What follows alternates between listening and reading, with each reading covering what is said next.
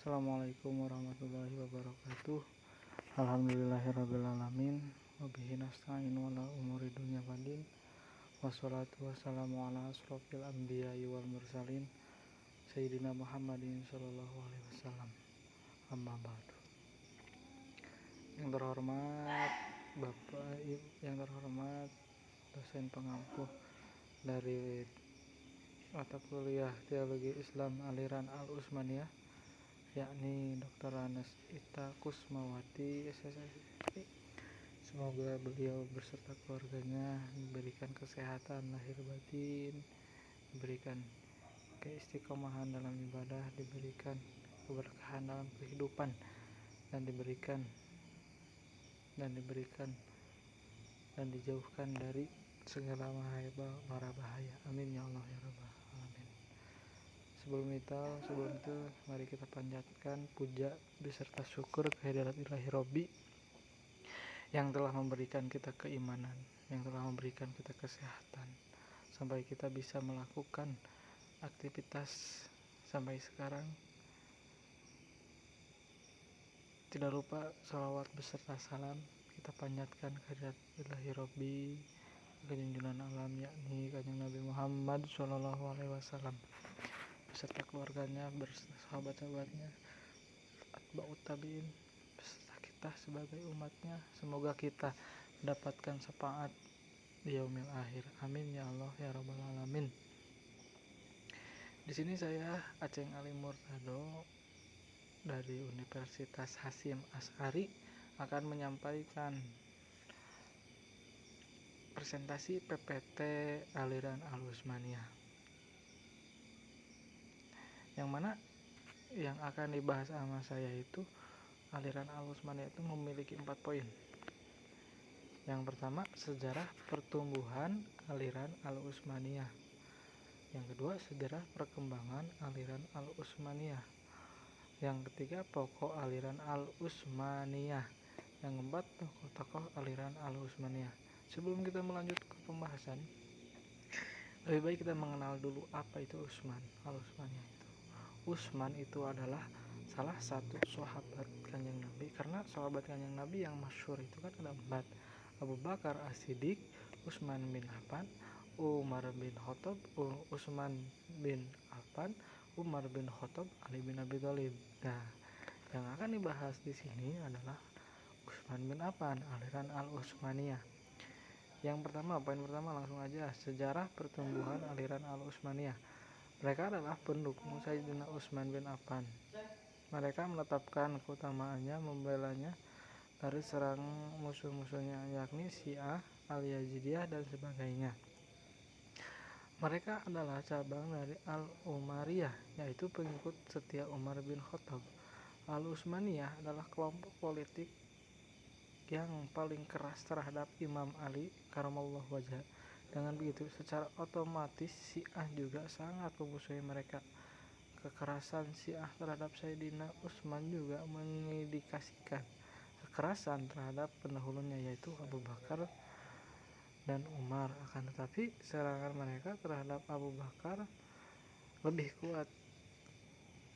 kuat karena kedudukannya yang tinggi. Inilah yang membuat Al-Utsmaniyah mengangkat dan menjadikan imam adalah Abu Bakar bin Abi Quhafah. Terlebih, dialah orang yang pertama yang memeluk Islam pada saat tak seorang pun memeluknya. Kala itu, Al-Utsmaniyah membandingkan keutamaan Abu Bakar As-Siddiq dengan Imam Ali. Menurut mereka, ketika Abu Bakar menemani Rasulullah di Gua Hira di malam hijrah, itu lebih baik daripada Ali yang menggantikan beliau di tempat tidur. Selain itu, mereka menilai Abu Bakar mendapatkan gelar As-Siddiq dan gelar itu tidak diberikan kepada Imam Ali. Poin yang kedua, sejarah perkembangan aliran Al-Utsmaniyah. Buruknya mayoritas di wilayah Jazirah Arab membuat negara ini terus berkembang dan belum mendapatkan kemajuan dan pesat dalam bidang agama maupun akidah. Makanya turunlah aliran Utsmaniyah, karena pas waktu aliran Utsmaniyah itu memiliki sejarah-sejarah yang banyak, sampai-sampai aliran Utsmaniyah itu memiliki mushaf Quran tersendiri, yaitu Al-Utsmani. Seiring berjalannya waktu, agama Islam mulai berkembang. Yang poin ketiga, pokok aliran Al-Utsmaniyah. Melalui pernyataan ini, menurut Syiah, Rasulullah hendak memberitahu khalayak bahwa Allah sang penerima wasiat untuk menjadi khalifah. Bahwa Ali lah yang sang penerima wasiat untuk menjadi khalifah. Ketika Rasulullah SAW mempersaudarakan kaum muhajirin dengan Ansor, beliau mempersaudarakan diri beliau dengan Ali. Nah, kalau bukan karena memiliki ilmu dan keutamaan yang sama, tentu Rasulullah SAW tidak akan menjadikan Ali seperti itu. Selain itu, Allah memberi Ali ilmu tentang yang telah akan terjadi. Ali tahu bahwa dirinya tidak Utsmaniyah, tentang siapa yang pantas menjadi khalifah, tentang perintah Rasulullah agar Abu Bakar mengimami sholat. Menurut mereka, imami Abu Bakar itu bukan hasil ijma. Yang terakhir, yang keempat adalah tokoh-tokoh aliran Al-Utsmaniyah. Tokoh-tokoh aliran Al-Utsmaniyah itu memiliki empat. Ada empat. Mohon maaf sebelumnya, sebelum saya membaca dan membahas tokoh-tokoh dari aliran Al-Utsmaniyah, saya mengambil aliran Al-Utsmaniyah Turki, bukan Utsman bin Affan. Kenapa? Karena tidak menemukan, Bu. Mohon maaf yang sebesar-besarnya. Sekali lagi saya mohon maaf karena saya tidak menemukan tokoh-tokoh yang ada dalam Al-Utsmaniyah. Yang pertama, Utsman Ghozi atau dikenal sebagai Utsman I adalah pendiri Kesultanan Utsmaniyah atau Kekaisaran Turki Ottoman. Pada masa pemerintahnya, Utsman I fokus melakukan penaklukan untuk membangun kerajaan yang masih sangat kecil. Perjuangan pun tidak sia-sia. Pasalnya, Kesultanan Utsmaniyah terus berkembang hingga menjadi negara adidaya yang menguasai timur, tengah Eropa Timur dan Afrika Utara. Oleh karena itu, ia dianggap sebagai peletak dasar dinasti Islam Turki di Turki yang berjaya selama lebih dari 6 abad. Yang kedua, Orhan Ghozi. Orhan Ghozi pada Maret 1362 adalah penguasa negara Utsmaniyah kedua yang berkuasa pada tahun 1322 sampai 1324. Pada masa awal pemerintahannya, putra dari Utsman I ini memusatkan perhatiannya pada penaklukan barat laut wilayah Anatolia yang berada dalam kendali Kekaisaran Romawi Timur.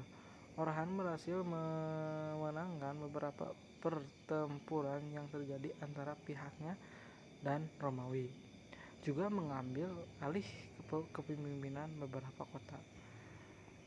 Yang ketiga, pemimpin Utsmani ketiga dan berkuasa sepeninggalan ayahnya antara tahun hingga adalah Orhan dan dijuluki yang berasal dari bahasa Persia, berarti yang disayangi. Murad, yang ketiga itu adalah Murad, dikenal sebagai sosok yang sangat pemberani, dermawan, dan agamis.